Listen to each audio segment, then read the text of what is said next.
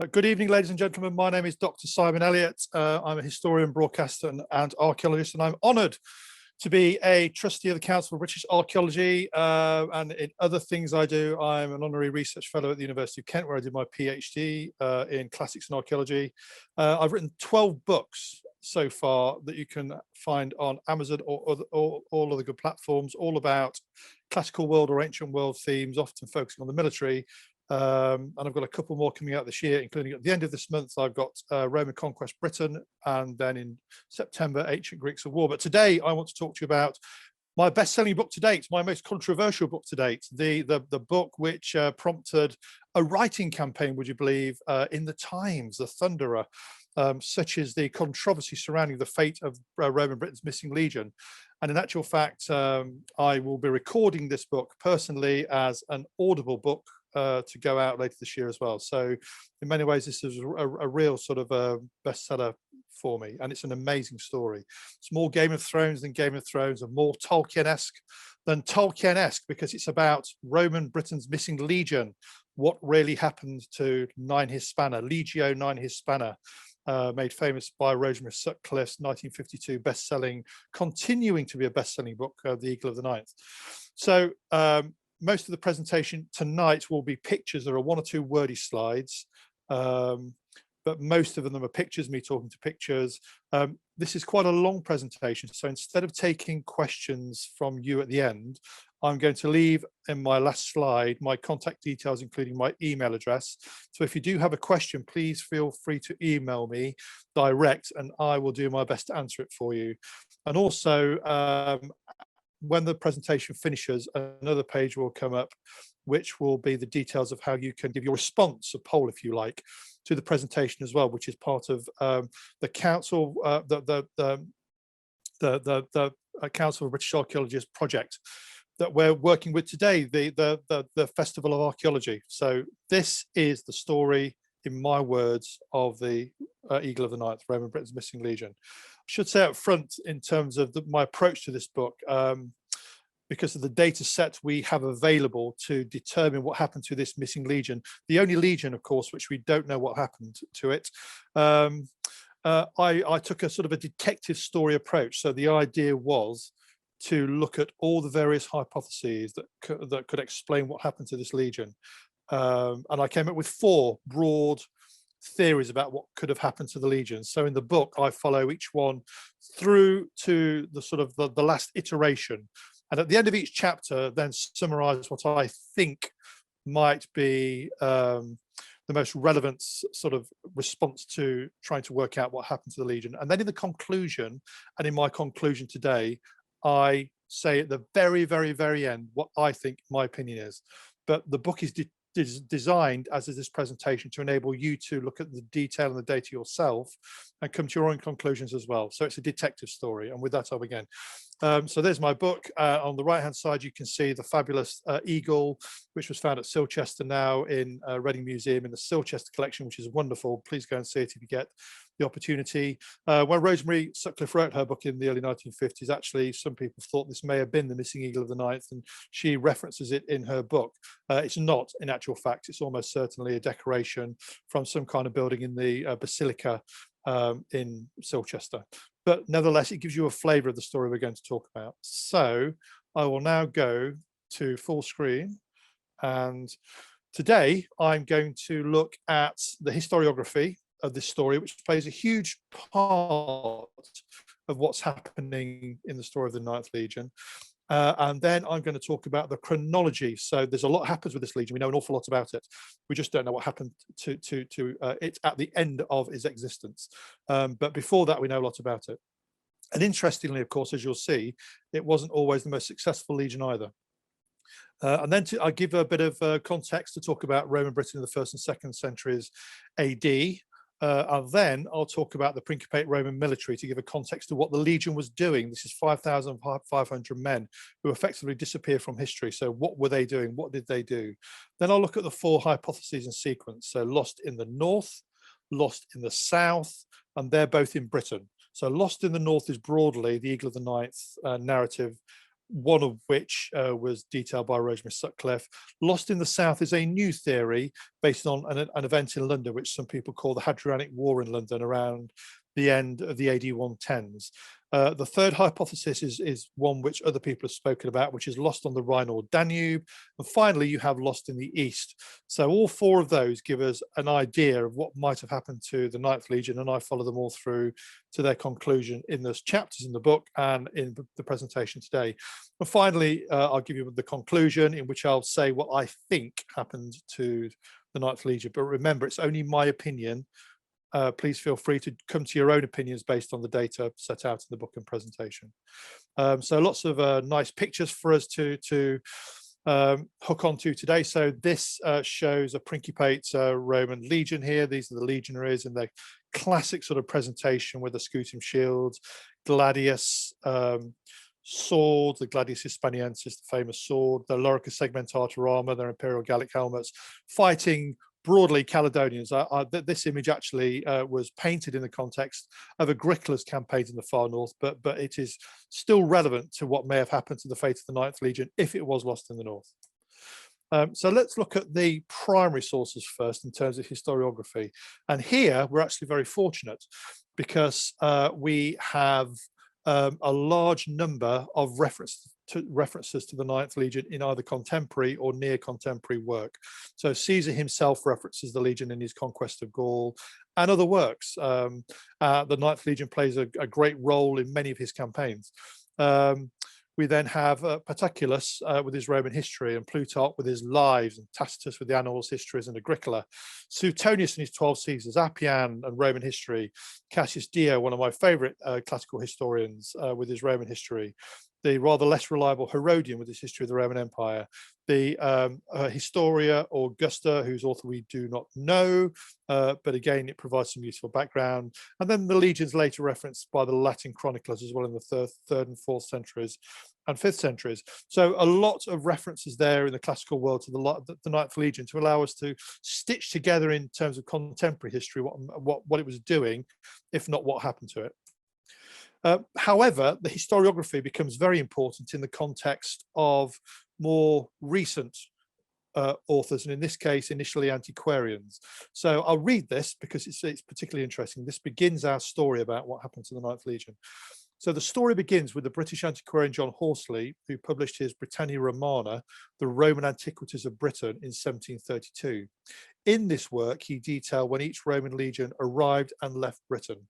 However, he noted that there was no leaving date for Legio IX Hispana, a fact he found difficult to explain, but he didn't give his own explanation. He just pointed the fact out. So we move on to the 1850s, when we have the renowned German scholar Theodor Mommsen publishing his multi-volume History of Rome. Now, in this, he speculated that the Ninth Legion had been the subject of an uprising by the Brigantes tribe of northern Britain around AD 117-118. So the Brigantes broadly are the tribe in the north of Britain into the Scottish borders around the time of the incursions by Caesar, 55 and 54 BC, and the Claudian invasion AD 43. So this is the Brigantes tribe in northern Britain. And then Mommsen speculates the legion was then wiped out in its legionary fortress at York by the Brigantes tribe during this revolt, York being Roman Iberacum. Mommsen speculated it was this event that prompted the new Emperor Hadrian to later visit Britain in AD 122. He becomes the emperor in 117 and initiate the construction of Hadrian's Wall.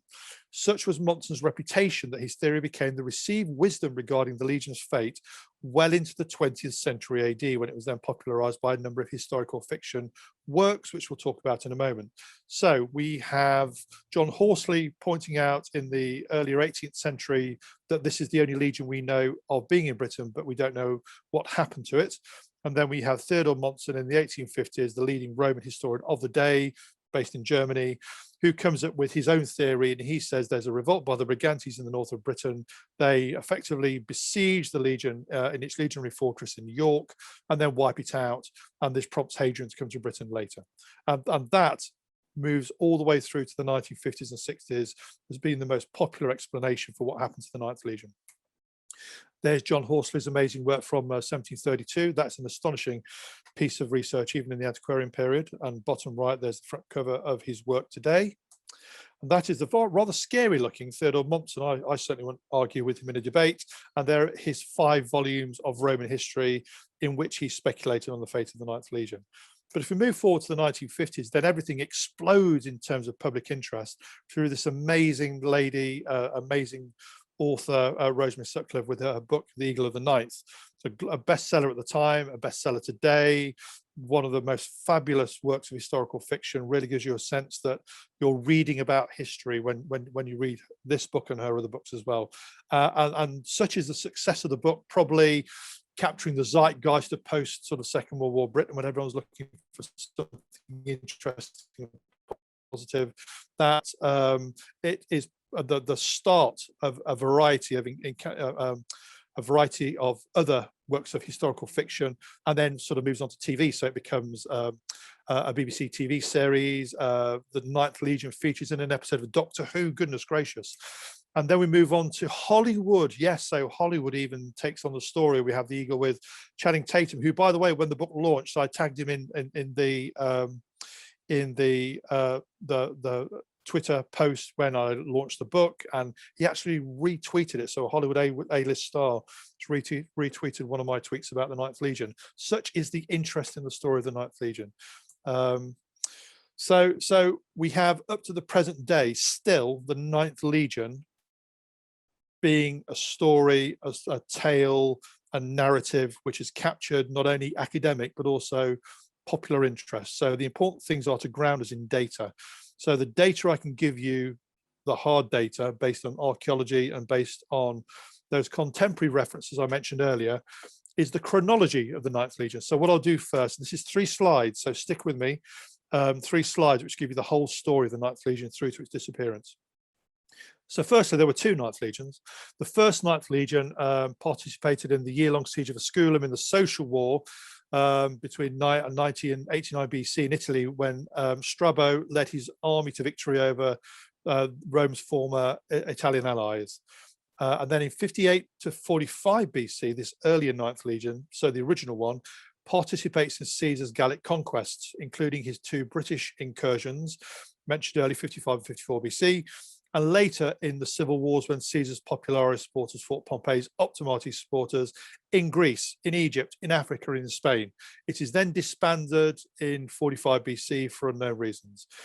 So the Ninth Legion, the original Ninth Legion, was one of the key legions amongst the multitude which Caesar controlled and led through the entirety of his Gallic conquest and then his civil wars. But in 44 to 43 BC, given the fact that the original legion was disbanded, bizarrely, only a year later, the Ninth Legion we know, so the Eagle of the Ninth Legion, the second Ninth Legion, is recreated, but only a year after it was originally disbanded. So it's a very odd thing to do. So the actual Ninth Legion that is a subject of popular interest is raised by Octavian shortly afterwards from Caesarean veterans settled in Italy to counter the rebellion of Sextus Pompeius in Sicily. Then in 42 BC, and remember this is now our legion, the second one, the new legion participates in the Battle of Philippi, when Octavian and Mark Antony defeat the Caesarean assassins Cassius and Brutus and their colleagues. It performs so well that it's given the cognomen, its first cognomen, Macedonia, given that the Battle of Philippi took place there. And then between 27 and 19 BC, the Ninth Legion participates in Augustus' Cantabrian Wars. This is the final stage of the Roman conquest of the Iberian Peninsula. And again, it performs exceptionally well here. And so its cognomen is changed again from Macedonia to Hispaniensis. That's the long form. This is later shortened while it's still in Spain to Hispana. So the cognomen is changed over this period of time from Macedonia to Hispaniensis, and now it's what we would recognize, Legio IX Hispana. Circa 10 BC, the Ninth Legion is redeployed to Aquila in northeastern Italy, and then circa AD 14, the Ninth Legion is redeployed once more to a legionary fortress in Pannonia on the Danube. It is one of 3 legions. Now, this is interesting. This is the first time you get a black mark against its name when it's perceived as doing something negative, not positive. Remember, to this point, it's been fighting exceptionally well with its 3 cognomens. But it is one of the 3 legions which mutinies over the living conditions there, given it is forced to share the fortress it was staying in with 2 of the legions. However, the mutiny is put down, and allegedly one of the legions has a decimation carried out against it, where 1 in 10 of the legionaries in one of the 3 legions has to beat to death, is beaten to death by the other 9 out of 10 of their colleagues. So it's a particularly brutal Roman act, but for whatever reason it works, because the 3 legions are brought to heel, the mutiny is over, and the 9th Legion continues serving. It's not disbanded. Then in AD 20, the 9th Legion is sent to North Africa to support Legio III Augusta in its campaigns against the Numidian rebel leader Tasfarinas. It participates in a major victory in AD 22. Then in AD 22, the Legion moves to the legionary fortress at Sisak in modern Croatia, later returning to Pannonia. And it is there in AD 43 when Aulus Plautius is appointed by Claudius to lead his amazing gamble, the Claudian invasion of Britain, AD 43.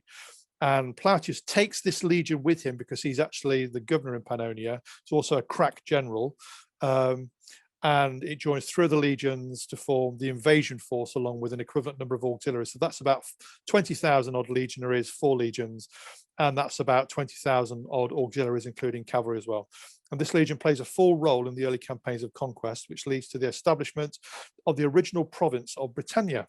From AD 44 to AD 49, the 9th Legion then heads north as part of the initial breakout campaigns in Britain, skirting the territory of the Iceni tribe in modern Norfolk, which is a Roman kingdom at the time, then reaching the River Rhine, where it establishes a vexillation fort at Longthorpe. It continues north to found another vexillation fort at Leicester, and then a full legionary fortress at Lincoln on the River Witham. So we have the 9th Legion founding 2 key British cities in this short period of time, Leicester and Lincoln, both as fortifications, later with their civilian settlements. From AD 60 to 61, then a significant component of the Legio IX Hispana. This is the second time it finds itself in trouble. Under its legate Cerealis, who was later a very successful governor of Britain, as we'll see, a significant component of Legio IX Hispana under its legate Cerealis is defeated, trying to prevent the sack of Colchester during the Boudiccan revolt. Some surviving vexillations of legionaries may have joined the governor, Gaius Suetonius Paulinus, in the Midlands, where he ultimately defeats Boudicca. However, the key thing to note here is that the legionary component fighting the revolt of Boudicca in East Anglia is defeated. So this is the second time we have the Legion doing something to its detriment in terms of its reputation. Then Cerealis returns to Britain as governor and targets the Brigantes tribe and orders Legio IX Hispana in AD 71 from Lincoln into Yorkshire, where it constructs the new legionary fortress at York. And it's ultimately Canaba civilian settlement later is built as well. So now not only has Legio IX Hispana founded Leicester and then Lincoln, but it's now founded York. So we're in the early AD 70s. So far, 2 low points, but apart from that, so good. AD 82. Now, this is the first of a number of key dates, okay? And I'll actually go through these briefly at the end of this chronology so we don't miss them. So AD 82, the Legion is last mentioned in contemporary history by Tacitus in the context of Agricola's campaigns to conquer the far north of Britain. This in a negative context, again, the 3rd time, when its marching camp is overrun by native Britons, is almost overrun by native Britons. Tacitus says Agricola had to come to its rescue. If you read Tacitus, the 9th Legion has built its marching camp. It's in the far north of Britain, somewhere in the region of modern Scotland. AD 82, it's the second but last of Agricola's campaigns in the far north. Remember, the Roman military at the end of every day's march in enemy territory build a marching camp, which is very important because that's what protects them from this exact event being attacked in the middle of the night. And in this case, in actual fact, it almost fails. And Tacitus says that the 9th Legion claimed they'd have been fine, but Tacitus also says that Agricola says, no, you wouldn't have been, I came to your rescue. So that's 3 negative strikes, okay? And that's the last time it's mentioned in contemporary history, ever. AD 83, the 9th Legion is present at the Battle of Mons Graupius in Agricola's final campaign of the far north of Scotland, though takes no part in the fighting, given most of it was carried out by Roman auxiliaries. Then at some stage, we're moving on to the 2nd century. At some stage between AD 104 and 120, a vexillation of legionaries from the 9th Legion is deployed to the legionary fortress of Nijmegen in Germania Inferior, so the Rhine Delta. This forms part of a composite force from Britain's 3 legions to replace Legio X Germana, which had been redeployed from Nijmegen to the Danube frontier with Trajan to participate in the Emperor's Dacian campaigns. That's a very key element. Just going to have a sip of water. That's a very key element of hypothesis number 3, lost on the Rhine and Danube. The next date is very, very important. So in AD 108, 9 Hispana is last recorded in epigraphy, so the last time in writing. AD 82 in contemporary history, and now the last time in writing. It is last recorded in epigraphy on an inscription referencing the 9th Legion in Britain. This found on an inscribed limestone slab that formed the centre section of a monumental inscription referencing the rebuilding of the southeastern gate at the legionary fortress in York. So at some stage in AD 108, the 9th Legion rebuilds what was then a wood-built gateway in York, its legionary fortress, with stone. This part of the gradual process of replacing the original wood-built legionary fortress defences with stone defences. That's the last time it's referenced. AD 122, we have the arrival of Legio VI Victrix in York, along with Hadrian visiting Britain to replace 9 Hispana.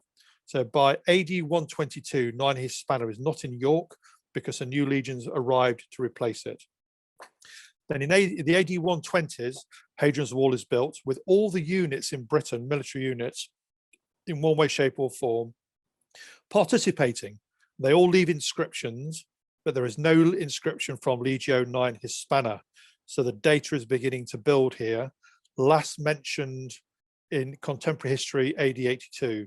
Last mentioned in epigraphy in York, AD 108. Replaced in York, AD 122 by 6 Victrix. Hadrian's Wall built, AD 120s. No mention of 9 Hispana. And then in AD 168, the last time it could have been mentioned, in Rome, a pillar is constructed called the Colonnetta Maffei, which has something on it called a nomina legonium or legonium, and that's a list of the extant existing legions of the day. And this lists all the legions around the whole empire in 168, and it lists the 3 new Italica legions which have been raised by Marcus Aurelius to fight in the Marcomannic Wars. It doesn't list the early 3rd century 3 Parthian legions raised by Septimius Severus, another one of my favorite great warrior emperors, to fight in his Parthian Wars. So this gives us a really good snapshot of what exists in AD 168 in terms of legions, and you will not be surprised to hear there's no mention of Legio IX Hispana whatsoever. So I'll read this and then I'll move on to some pictures. Of these hard facts, 5 are the most important regarding the fate of the 9th Legion, namely that it is last mentioned in literature in AD 82, in inscription in AD 108, both in Britain. It was replaced in York by 6 Victrix in AD 122. There are no inscriptions referencing it on Hadrian's Wall when that was built in the AD 120s. And finally, it is missing from the Colonnetta Maffei pillar list of legions in Rome from AD 168. The legionary tile and brick stamps from Nijmegen mentioned in the context of the AD 104 to AD 120 are also important, so we're in the Rhine Delta now, but the dating of 104 to 120 isn't tight enough to be especially useful, and I will come back to address that later. So let's just have a look at some of the areas in the Principate Roman Empire. This is the first half of the Roman Empire, shall we say, from 27 BC, when Augustus is first proclaimed emperor by the Senate, through to the end of the crisis of the 3rd century and the accession of Diocletian in AD 284. This is the Principate Empire. These are some of the regions we've been talking about. So we've had the 9th Legion fighting initially in Italy, first and second versions of it, fighting with Caesar in his conquest of Gaul. You can see here the Principate provinces, which are by the 1st and 2nd centuries extant following those conquests, following Caesar around his campaigns in the civil wars, in the Balkans, in Egypt, in North Africa and in Spain, and then fighting in the north of Spain here. Whoops, go back one. Being deployed onto the Danube frontier where we have problems, finally being deployed to Britain. So this is a legion that travels around. It's actually traveled around a huge amount, but ultimately after AD 43 settles in Britain, where it may or may not then disappear. And here we can see, just putting some flesh on bones, this very long process. The Romans took a long time, probably over 40 years, to even be able to remotely claim to have conquered the whole of the main island of Britain, which of course they didn't, because Agricola didn't stay in the far north. It was a conceit. But at the time the Romans claimed they did, and that's a 40-year period. Remember, it took the Romans 8 years to conquer Gaul with Caesar. It took 40 years in Britain to get into the far north. And you have these early campaigns here, the yellow lines where we can trace the 9th Legion founding, for example, Lincoln, founding Leicester, founding Longthorpe. You can see here on this map on the right-hand side with Agricola in the dark brown. So Cerealis in the AD 70s, founding York with the 9th Legion. Then the 9th Legion playing a complete full role with the other British legions in Agricola's campaigns in the far north. So this is a very busy legion in actual fact in Britain. And now we can see the mature sort of province here. There's the line of Hadrian's Wall after the Romans drop out of the far north and establish the northern frontier at the beginning of the first, end of the first, beginning of the 2nd century AD, along the Solway Firth Tyne line, later becomes Hadrian's Wall. There's the road network. The road network here on the right-hand side is very important for the second iteration, the second hypothesis about what might have happened to the 9th Legion too. So, Roman Britain in the 1st and 2nd centuries AD, very briefly. Note, throughout the occupation, the Roman occupation of Britain, I believe, is very much the Wild West of the empire. You're at the farthest edge of the northwest of the Roman Empire. You're across terrifying Oceanus, as the Romans would have styled the North Sea and the English Channel and the Atlantic approaches. The province, once it's established after a hard fight, is always heavily militarized because the far north is never fully conquered. So I estimate in my various works that the Romans probably deploy into Britain about 12% of the whole military establishment of the empire, what's probably only 4% of the geographic area, because the far north is never fully conquered. So this combination means that later into the dominate phase of empire, it becomes a hotbed for usurpers, lots of soldiers, long way from Rome, lots of trouble. So Roman Britain is very much the Wild West of empire. And also remember, there's a clear divide between a militarized northwest and a more settled south and east. And you probably draw that line from, I would argue, the Severn through to the Humber. And if you're in the south and east of that, you were in a full fat functioning part of the Roman Empire, where all the wealth went into the imperial fiscus treasury. If you're in the north or west of that line, though, although you were still within the province, later provinces of Britain, so you're still in Roman Britain, you're a much more militarized society where the economy is bent towards maintaining the military presence. There's a big difference, and I think there's a strong argument that can be made that there was always friction between the Romans and the Northern Brigantes, actually, because of that. So back to my key narrative, Britain is always the Wild West of the Roman Empire. To that point here, we can see Wall's End. So this is the eastern end of Hadrian's Wall, heavily fortified. And I love this image. I use this as much as possible because this is actually from Corbridge. It was originally a mausoleum adornment and later became a fountainhead, the fountain coming out of the lion's mouth. You can see this is the first thing you see as you walk into Corbridge Museum. This is what the Romans really thought of the Northern Britons, I think. You can see the Romans there. Imagine that's the 9th Legion on the top. The way they saw it themselves, there's the 9th Legion on the top with the lion, the lamb at the bottom. That's how they would have perceived, or at least chose to style to as part of their sort of PR publicity. That's how they chose to portray the Northern Britons as a way of diminishing them, simply because, of course, they were such tough opponents in the first place.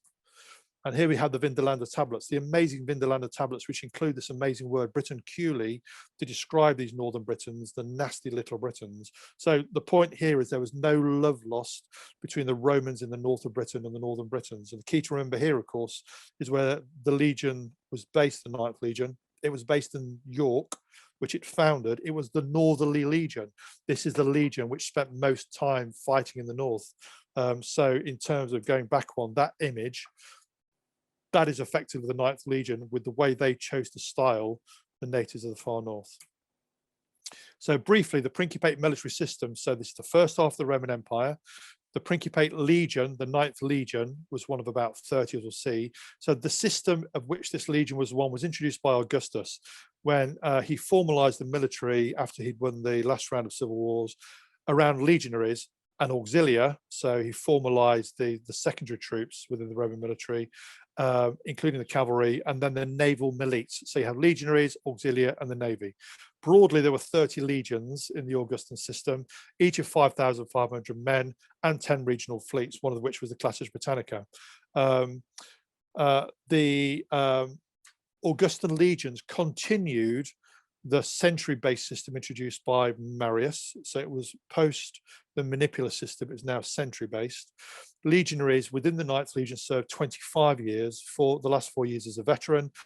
Legionary pay at the time was about 225 denarii, so it's a really good middle-class salary, doubled by the time of Caracalla, but we're going much earlier here.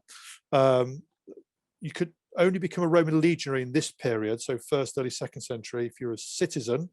And then when the legionary retired after 25 years, he got a very good pension, which could either be a stipend in terms of money, or it could be some kind of farming package, or it could be being settled in the colonia, one of the three kinds of Roman towns.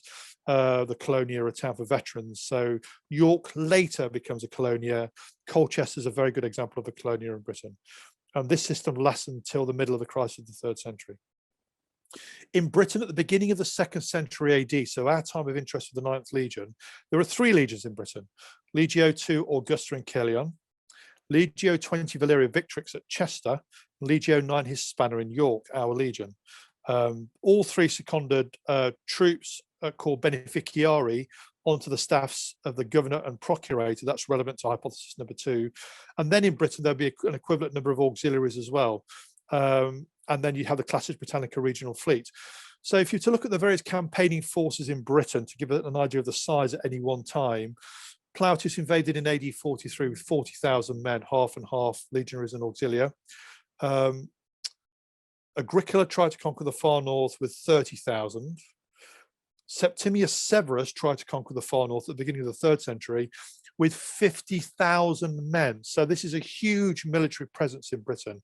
And I would imagine at the beginning of the 2nd century, our area of interest in Britain, there's between 30 and 40,000 troops based here, of which 5,500 are our legion, the 9th Legion.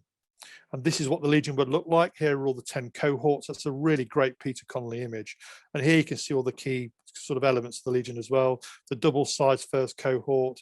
Here you can see the tribune, the legatus. So the legatus, the legate is the senior senatorial level general. There you can see the various standard bearers, and the key one for us is the aquilifer here, who carries the eagle standard. Remember, the eagle standard, bronze in this period, sometimes gold, but usually bronze, was the singular eagle standard, the key standard for the whole legion. It remained in the marching camp or the legionary fort until the entire legion was on the move. And losing the eagle was a big deal. There's a religious context here.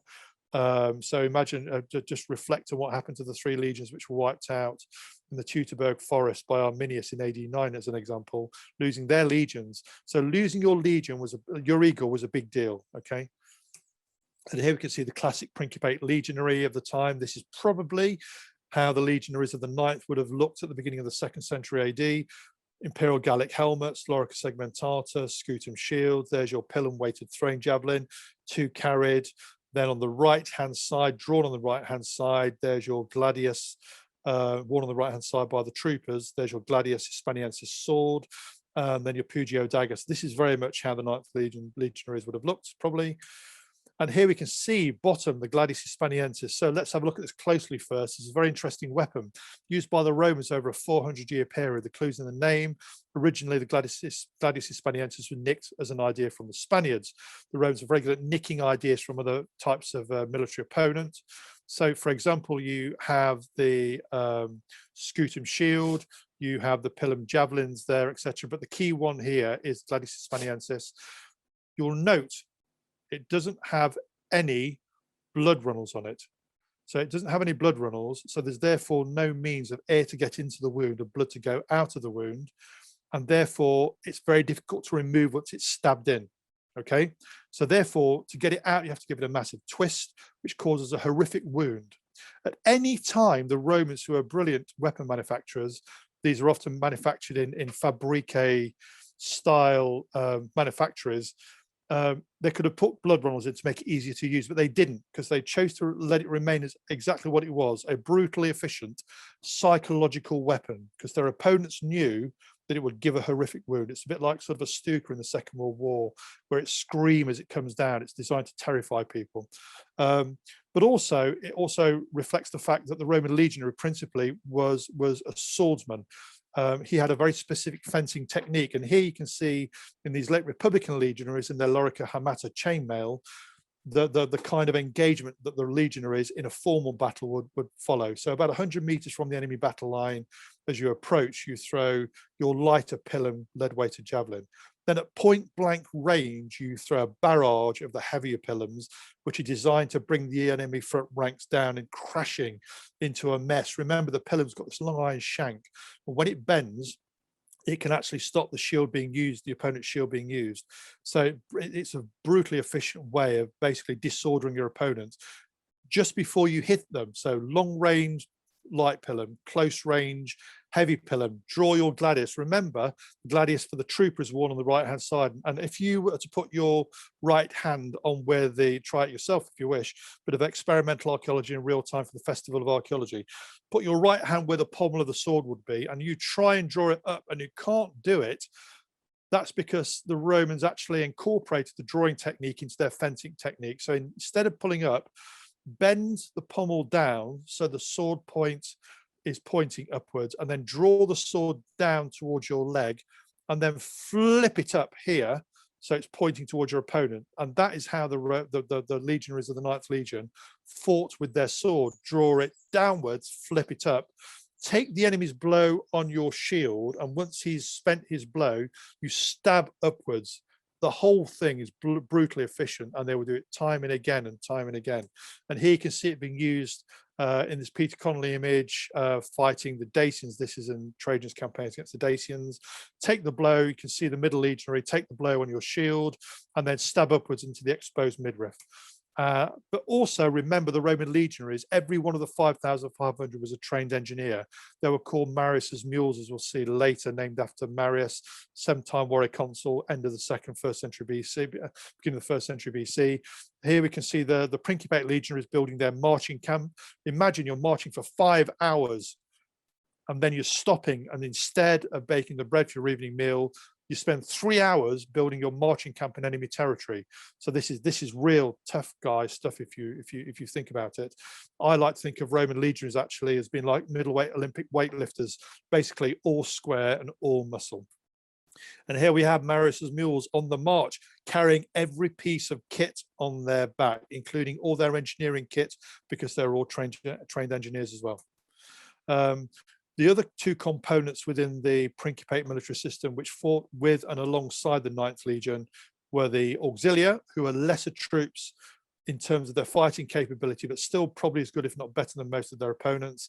Here we can see some auxilia fighting in one of the Jewish revolts. And also the regional fleets, the Classis Britannica in Britain. Here are Liburnae, great image. This is called the Dawn Patrol, which is in the museum in Dover. And here we can see 3 Liburnae Byrene war galleys of the Principate era going out on patrol. So there are your 3 components of the military as the 9th Legion would have fought: the Legion itself, the auxiliaries, and the regional fleet. So let us hone in onto the 4 hypotheses. Let's begin the detective story. So hypothesis number one, lost in the north. This is effectively the Rosemary Sutclliffe, Theodore Monson idea. So here, firstly, we have this great image. I know a number of you are watching in York. This is a great image of Roman York. I think this is probably towards the end of the second, early third century. So there you can see the very, very fine legionary fortress, initially built in wood, later stone by the 9th Legion, later reoccupied by the 6th Victrix. And on the south side of the River Ouse, there you can see the Canaba, the civilian settlement. So the civilian settlement of a fort or fortlet is a vicus. The civilian settlement of a legionary fort, the biggest kind of Roman fortress, is a Canaba. And here it is. If you want to get your bearings, the Principium and Praetorium here in the middle of the legionary fortress in York, built by the 9th Legion, is broadly below the Minster today. And then if you cross the Ouse, that's broadly the line of the bridge running down from the Minster to the south bank here. And this is broadly where the Railway Museum and railway station are today. That is probably, except it's got stone walls, if you replace them with wood, probably how the 9th Legion would have experienced York in its own day. So lost in the north, I'll read this. On the southern side of the legionary fortress in York, the Porta Principalis Sinistra gave access to the road leading to the port of Bruff-on-Humber, which was the Roman port, later the Civitas capital of the Parise tribe, but it was the port for Roman York. This latter gate is particularly important to the story of the 9th Legion. I've already spoken about it being found in 1854. This key and iconic piece of evidence was discovered by a workman digging a deep drain 7 meters beneath King's Square in the city. The inscribed limestone stab now in the Yorkshire Museum, over 1 meter square in size, says the following: the Emperor Caesar Nerva Trajan, so it's Trajan, Augustus, son of the deified Nerva, conqueror of Germany, conqueror of Dacia, so that gives us an idea of date, chief priest in his 12th year of tribunician power, that gives us an exact date, acclaimed imperator 6 times, built through the agency of the 9th Legion, this gate. So we can tell from that reference to tribunician power that this was erected in AD 108, and this is the last reference to the 9th Legion. Remember, history AD 82, AD 108, last time in an inscription, and that is the stone-built gate as it would have appeared. That is the exact inscription that I've just described, the last time the 9th Legion is ever mentioned, and that's in the Yorkshire Museum today. So it's one of the first things you will see if you walk through the entrance to the Yorkshire Museum. If you look up as you enter the atrium, which has got that amazing sort of map on the ground of the Principate Roman Empire, look above it on the far wall above it, and above the CGI images you see, and you'll see that exact inscription, the real one. It's right there. So let's have a look at the Historia Augusta now. What could be the context then of the 9th Legion disappearing in the north? Well, let's have a look at a potential context. When he took over the empire, Hadrian reverted to an earlier policy, devoting his energies to keeping the peace throughout the world. So he went from offense Trajan to defense Hadrian. The people subdued by Trajan rebelled. So the Moors were launching attacks, the Sarmate, the Sarmatians in the Pontic steppe were making war on the Danube, and the Britons could not be kept under control. So here, the Historia Augusta says, around the time Hadrian becomes emperor in AD 117, there's trouble in Britain, there's trouble in the north. So here's potentially the context here for the 9th Legion disappearing in the north of Britain. There is a tombstone from Ferentia in Italy, which records one Titus Pontius Sabinus, who was the primus pilus of the 3rd Augusta Legion, which is normally based in actual fact in North Africa, but he himself found himself at the time in the northwest of the empire on the Rhine, who commanded in 117 an Expeditiono Britannica, so an Expedition Britannica, comprising vexellations from Legio VII Minor, Legio VIII Augusta, and Legio 22 Primigenia. That's a total of 3,000 men from the Limes Germanicus and Spain. So the first 2 legions are from the Rhine, the last legion, the 3rd is from Spain. These new troops were transported by the Classis Britannica directly to South Shields on the Tyne, where they were deployed to the north. Was this the context for what happened to the 9th Legion? Was there a serious insurrection in the north? Let's go back one. There's trouble in Britain around the time that Hadrian becomes the emperor. And because there's trouble in Britain, it's serious enough for a really big emergency expedition under the command of clearly a leading military commander to be sent to Britain and then to the far north. 3,000 men is nearly as big as a full 5,000 men legion. So to consider, could this be the context for the disappearance of the Ninth Legion? Remember, the Ninth Legion is the legion based first in Lincoln and later York, so it's the Northern Legion. Last mentioned in York in AD 108. So if you join the dots here, you have the Ninth Legion last mentioned in 108 in York, and then this emergency expedition being sent to Britain, factually sent to Britain, around AD 117 when Hadrian becomes the emperor. So what could have happened here? Could there have been some kind of trouble in the north around the time Hadrian becomes the emperor? The legion disappears for some reason. It's lost in the north, and the emergency expedition then comes in to replace it and bolster the north, hold the line until the Sixth Legion, the Sixth Victrix, arrives in 122, 5 years later. The expedition in 117 is clearly successful because coins are minted by Hadrian claiming victory, and he takes the name Britannicus. And for the first time ever, you get the image on the right here on this coin of 117, 118 of Britannia, sometimes called Britannia in mourning. The first time Britannia ever appears on a coin in the context of this emergency expedition, which may have been sent because the Ninth Legion was lost in the north. Is there more trouble after this, though? So Hadrian arrives himself, so I'll read the bullets. Is there still trouble in the north? We know that a new governor is recorded campaigning in the north between 119 and 121. And in AD 122, we know that Hadrian arrives with a new governor to replace Falco called Nepos, with 6 Victrix, which replaces 9 Hispana. And then Hadrian uses his visit to Britain to initiate the end of imperial expansion and the beginning of the move from offense to defense in Britain, which is exactly what he's been doing in Germany beforehand. He initiates the construction of Hadrian's Wall. There's the line of Hadrian's Wall, very well known. So, but let's just reflect here what we've been talking about. We've been talking about, last mentioned 108, Ninth Legion.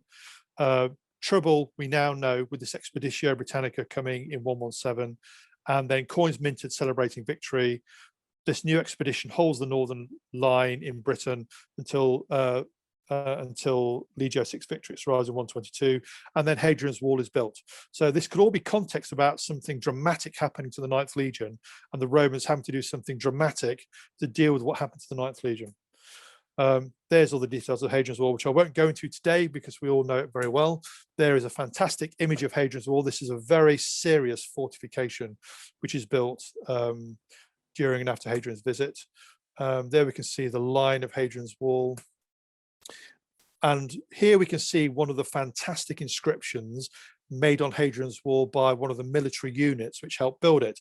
This is an important one because this is actually not from a legion or an auxiliary unit. This is from the fleet. This is a vexillation, probably of Marines from the Classis Britannica, who helped build the granary at the fort at Benwell near Newcastle. So every unit which built a section of Hadrian's Wall left an inscription, but there's no mention of the Ninth Legion. And then there we can see the context here. So let us look at the various ideas about what could have happened if there was a problem in the north, if there was trouble in the north. Well, you have Monckton's original theory that the legion was destroyed by the Brigantes rebelling in York. So the context here would be around the time of Hadrian's accession, there's trouble with the Brigantes, the Ninth Legion is wiped out, and then the new expedition comes in to replace it. There's no evidence whatsoever in what is a fairly well excavated and understood Roman city, York, and it's the legionary fortress, however, which shows any kind of destruction layer at the time. But nevertheless, the legion could have been lost trying to put down the Brigantes elsewhere in the north. Then we have Sutcliffe's theory, Rosemary's theory, which is it was lost in the far north. So she says it marched north of the northern frontier into the Scottish borders or the Scottish lowlands or even further north, and then was wiped out in that context. We have no archaeological evidence of that either. Or you could have a combination of the two, that you have a region-wide conflagration in the north, including territory within the province, south of Hadrian's Wall, or south of the northern frontier as was then, and also north of the Roman frontier then in the Scottish borders. So it's a Boudiccan style conflagration in the far north. So it could have been destroyed in a Brigantian revolt, could be destroyed in the further north, or it could be the whole lot altogether. Hypothesis number 2, lost in the south. So we have a new theory put forward 3 or 4 years ago by Professor Dominic Perring at UCL's Institute of Archaeology, where I did my master's in archaeology, called the Hadrianic War in London, which appeared in Britannia, I think it was in 2017. And he details 3 events which he links together in the AD 110s, AD 120s. Firstly, the finding of a large number of decapitated heads in the upper tributary of the Walbrook Valley in Roman London. Remember, the Walbrook stream in Roman London was very important, because although it is only a canalized road today with a stream below it, subterranean stream, in the Roman period, it was quite a deep valley which bisected Roman London in half. And to the east of it, you have the fine public buildings around Cornhill. And to the west of it, the later developed area, you have the more public buildings like the public bathhouse, etc., and the amphitheatre. So in the upper reaches here, near the amphitheatre, that's the amphitheatre, you have hundreds of skulls, decapitated skulls found, dating broadly to the 110s, 120s. Then you have an event in the late AD 110s or AD 120s called the Hadrianic Fire, where you have this Great Fire of London-esque kind of event where the whole of Roman London is burnt down. But intriguingly, it looks as though it's only the shop fronts and the building fronts which have been torched. So it's a deliberate torching event. And finally, after the event in the 120s, you have the Cripplegate fort being built here. It's very, very unusual to build a fort within the religious boundary of a Roman town. It's very unusual, but you do get one built here. And this is probably, if this theory is correct, that there was a Hadrianic War, a major event, a disastrous event in the provincial capital by this time, in the late 110s, AD 120s. Then this is a statement by the Romans that they're here to stay, and they build this vexillation fort, the Cripplegate fort, to maintain their presence in London. So if you tie all those together, you have this theory of the Hadrianic War. And then if you look at what may have happened to the Ninth Legion at the time, could it have had a damnatio memoria declared against it after any of these, if it was involved? So let's see if it might have been involved in this lost in the south theory. So there you can see Dominic Perring's feature in Britannia. There's a great image of what Roman London would have looked like in the later AD 120s, after the Cripplegate fort had been built in response to this Hadrianic War, and after all the buildings started being rebuilt after the Hadrianic Fire. There's the Basilica and Forum, largest stone-built structure, remember, in the Roman Empire north of the Alps, absolutely enormous. Here we can see the burning event I mentioned as well. And finally, this is the Cripplegate fort, the interior as was built after the event. So how could the Ninth Legion be linked into this Hadrianic War? Well, and remember, this is a hypothesis, okay? The Ninth Legion is the legion that rebels around the time of the accession of Hadrian, and for some reason is in London. The rebellion is then put down by headhunting auxiliaries. Remember, in the auxiliaries, you have the Roman cavalry. In the west of the empire, many of the auxiliary cavalry are Gallic or German in origin, whose ancestors, and still at this time, were headhunters. So you have that amazing image of the auxiliary cavalryman that was found, I think it was in 2005 in Lancaster, called Insus, who's found holding the decapitated head. He's on his horse, in his finery as an auxiliary cavalryman, and in his hand he's holding the decapitated head of a Roman auxiliary, a native Briton. So even at this stage, auxiliary cavalry was still known to be headhunters. So that could be a context here. So I'll reread that. The Ninth Legion is the legion that rebels around the time of the accession of Hadrian in London. The rebellion is then put down by headhunting auxiliaries. Or the Ninth Legion is wiped out trying to defeat the rebellion. So it hot foots it down from York around the time of rebellion in London at the time of the accession of Hadrian.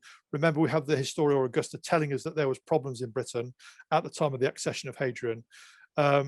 The Ninth Legion is wiped out trying to defeat a rebellion against the accession of Hadrian in AD 117. It's worth remembering here contextually that Hadrian wasn't expected to become the emperor, and he was in the east when Trajan died there. And when word spread that he'd been appointed emperor, this caused problems in a wide variety of places across the empire, including in Rome, and clearly according to the Historia Augusta in Britain as well. So there's a bit of context.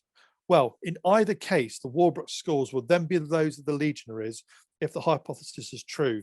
Either it rebels and then they're beheaded, the captives or the dead bodies are beheaded by the headhunting auxiliaries, or it's wiped out during the rebellion and then trying to put it down, and then they're beheaded as well.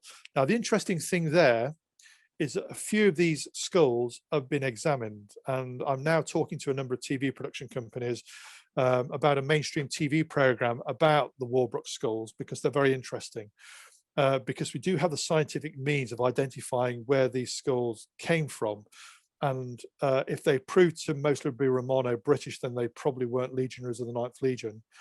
But the ones which have been examined appear to come from North Africa or Spain, which were two of the key recruiting grounds for the Ninth Legion. So there's a small piece of evidence of the data, and what we'll have to do in the program is examine a large number of them just to see. But if it proves to be a preponderance of people who weren't Romano-British, then it increases the chances. It may be the fate of the Ninth Legion, but I will go back to that in my conclusion. Lost on the Rhine or Danube, there is the legionary fortress of Nijmegen. So there is Nijmegen in the Rhine Delta. This is broadly the Roman lines here. So you can see that Nijmegen, along with Xanten and other places here, are key fortresses holding the lines on the German frontier in the Rhine Delta. This is where we are. We're in Germania Inferior. So this is what the Romans would have styled Barbaricum or Germania. And here we can have the lines on the Rhine and then the Danube here. Remember the Danube lines there for later. There is Nijmegen, as we discussed. So the key evidence here are tiles. And one of my favorite things, given I'm an expert on Roman industry, are Roman CBM, tiles and bricks. And here we can have about 100 tiles which were found in Nijmegen, which all have the stamp of the Ninth Legion. Okay. Now, 2 points of interest to make here. The context here appears to be that this wasn't the whole legion here. It appears to be a vexillation, which, along with other vexations, as we'll see, was sent to Nijmegen to hold the line after the legion there, as I mentioned earlier, was sent to fight with Trajan. What's interesting about these stamped tiles is this. They're not stamped 1X, as in bottom right, which is how nearly all the inscriptions and tiles for the Ninth Legion are stamped, but they're inscribed with V1111, which is quite unique, and it's only found in one other place, and that is in Roman Britain, in Carlisle, in the quite small fort there, where some tiles are stamped in that way. So what you seem to have here is a vexillation which at some stage was based in the northwest of Britain from the Ninth Legion and was later deployed to Nijmegen. So let's put all that together.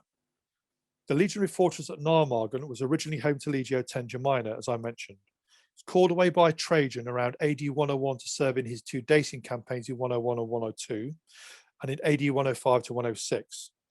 Vexillations from other legions pulled together in Nijmegen to replace it, probably from the three British legions, clearly including some from the Ninth Legion.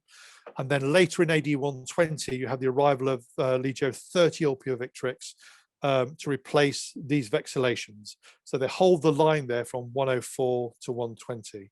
So it appears here as though it's not the fate of the Ninth Legion, but only one vexillation.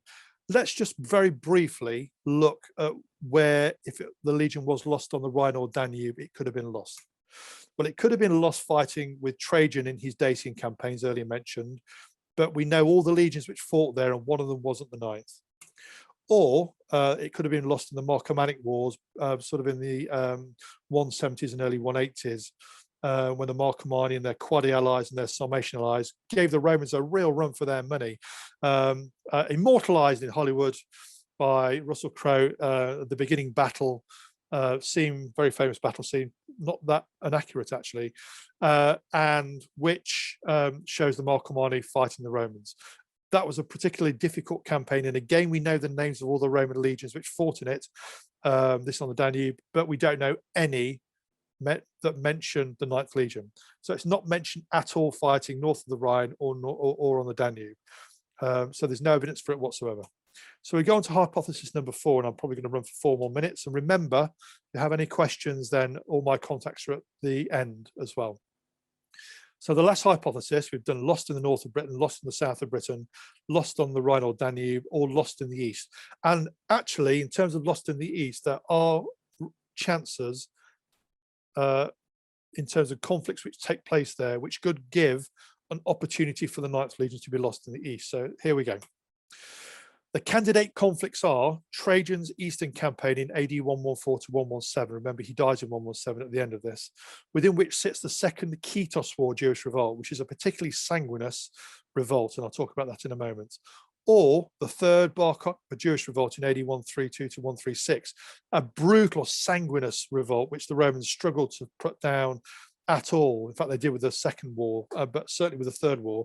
Remember, the Bar Kokhba Jewish revolt is a Messianic revolt, so it's particularly sanguinous, as I mentioned, and we know that there were huge numbers of Roman troops lost. Finally, you have the Roman-Parthian War from AD 161 to 166 at the beginning of the reigns of Marcus Aurelius and Lucius Verus. So let's look at them one by one. So firstly, Trajan's Eastern campaigns in 114 to 117. This shows you the extent of the Parthian Empire, so Persia, later the Sassanid-Persian Empire. and this is the region which Trajan was campaigning in. And Trajan was very successful in his campaigns, going in deep into Parthian territory. Remember, he actually gets to the Persian Gulf and famously bathes on the Persian Gulf. So he's successful, but he's too successful, because many of the cities he's conquered in the Tigris and Euphrates valleys, former Hellenistic cities with very big Jewish communities, which have been left to get on with their own sort of lives and their own governorship in the fairly light touch rulership of the Parthian Empire. But Roman rule is far more brutal, and they revolt. And particularly in the Jewish communities, the revolt spreads across the entirety of the Eastern Mediterranean. And we do know that in that revolt, the Romans lost a huge number of troops. This is the Second War. So maybe that's the context for the Ninth Legion being lost. The timing's in a good space here as well, 114 to 117. And here we can see the Parthians that the Romans were fighting, sort of a very difficult foe, almost symmetrical. The later Sassanid Persians were totally symmetrical, but almost symmetrical. So on a 1-for-1 basis, the Parthians very often gave the Romans a run for their money. 1/10 of the Parthian armors were armored lancers. These are the nobles, fully armored man and horse, cataphracts, and then 9/10 of them were horse archers, famous for their Parthian shot, where the rider would ride towards the Roman lines or the enemy lines, would fire 3 or 4 arrows and then ride away from them, turning away, but as they rode away, firing a final shot over their shoulder, the Parthian shot. So 1/10 the charging lancers in their fine armor, 9/10 the bowmen. Very difficult for the heavy infantry Roman principate military formations to fight against. And again, just to reiterate, this is the campaigning theatre for Trajan's Eastern campaigns. Then we move on to, actually, I'll go back one. So then this is Trajan's Eastern campaign. So you have this Second Jewish Revolt and the Kitos War. Then we go on to the Third Jewish Revolt, the Bar Kokhba Revolt, which was even more sanguinous, when we do know, because it was a Masonite war, the Romans had to rush emergency reserves from across the Mediterranean. We don't hear of them coming from the northwest of the empire, but from across the Mediterranean to put down this very, very difficult, hard to put down revolt. And we do know that a Roman legion is lost in this war, but it's not named. And here you can have the legion, a Roman military unit being ambushed in the Third Jewish Revolt. And you can see the nature of the conflict. So the Jewish irregulars largely use the terrain to their advantage and cause the Romans huge problems. And we do know at the end of the Third Jewish Revolt that Hadrian is particularly brutal in the way that he puts down the revolt, effectively finalizing the Jewish diaspora, which actually has repercussions for the world in which we live in today, of course. So the link there is this Third Jewish Revolt. So it caused the Romans huge amount of problems. They did lose the legion. We finally come to the Roman-Parthian War, and again you can see the Parthians fighting here just as they would have done in the Trajan-Parthian wars. This is now Marcus Aurelius and Lucius Verus. Now, interestingly, the beginning of this war gives us a potential context for the loss of the Ninth Legion. So the war begins when the Parthian king decides to take advantage of the new emperors taking over after Antoninus Pius dies in 161. And he leads a military force into Armenia, which is a buffer state between the Parthians and the Romans north of Syria.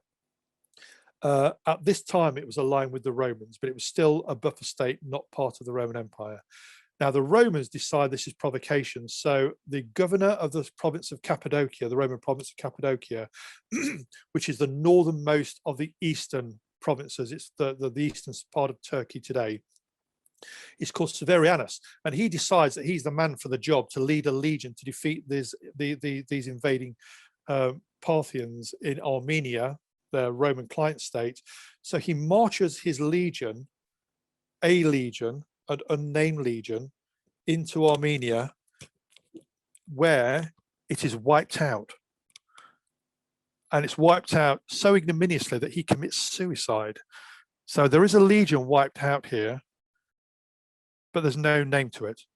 We know it's not one of the two Cappadocian legions which were there before, because they are there afterwards and they continue to fight as elite Roman military formations. So here in the east, we have two legions being lost. One in the Bar Kokhba. Well, we have a lot of legionaries being lost in the Second Jewish Revolt. We have a legion being lost in the Bar Kokhba Revolt, and a legion being lost in the Roman-Parthian War. So let's consider my conclusion. Remember, after this, you'll see my final slide and you can ask any questions you wish. Based on the hard and other facts, and I'm going to read this. This is actually the last paragraph of my book. And remember, everybody has a view about the Ninth Legion. That's why there was a letter writing campaign in the Times as an example, because people are passionate about it. So all I'm telling you here is what I think, and I'm more than happy for you to have your own views and do your own research. Please use my book as on this presentation as a spur to do your own research, because it's an amazing story. So here's what I think. Based on the hard and other facts set out above, and my wider knowledge of the Roman world and military, the least likely candidate hypothesis regarding the fate of the Ninth Legion is that it was lost fighting on the Rhine or the Danube. There is simply no evidence that anything other than a very specific vexillation spent some time in Nijmegen, and then the evidence trail goes cold. The next least likely hypothesis to my mind is that the Legion was lost in the East in any of the three scenarios examined. Of these, the most likely candidate conflict would be the Ninth Legion being the one lost under Severianus at the start of the Rome-Parthian War. However, I feel the chronological gap between it last being referenced in epigraphy in AD 108 in York and the massacre in Armenia in AD 161 is just too lengthy for there to be no record of it in the intervening years. Moving on, Perring's Hadrianic War in London has to be considered a serious candidate event in which the Ninth Legion met its fate, perhaps with a damnatio memoria subsequently wiping it from the official record, hence there being no record of its fate. However, given the plentiful analogous and anecdotal evidence, I actually think the most likely hypothesis regarding the loss of Legio IX Hispana is where the book began. This is with it being lost in some dramatic event in the north of Britain. The reality, of course, is that unless some fantastical new piece of evidence emerges, it's some long lost contemporary history, or through the discovery of one of the archaeological finds of the century, we will never actually know the fate of the Ninth Legion.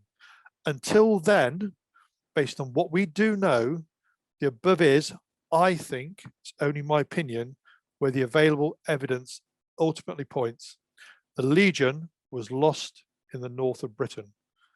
With that, this is a reference to my book on the left-hand side. There is the books available in all good bookshops, and I think it's now in store in Waterstones as well. That's me just to reference my television work and the future program about the Ninth Legion, which I'll hope to be filming for a mainstream TV channel. There's Rosemary Sutcliffe's book, As Good Today as It Ever Was. There are all my contact details of some of my other books. I'll leave that slide on there for you. Please take screenshots now if you wish. Please follow me on Twitter, because I post up all my research for free every day on Twitter. And you get news of all my TV work and books as well. But it's all my research I post for free. So please do follow me on Twitter if you use Twitter. There's my email address, so do send me a question.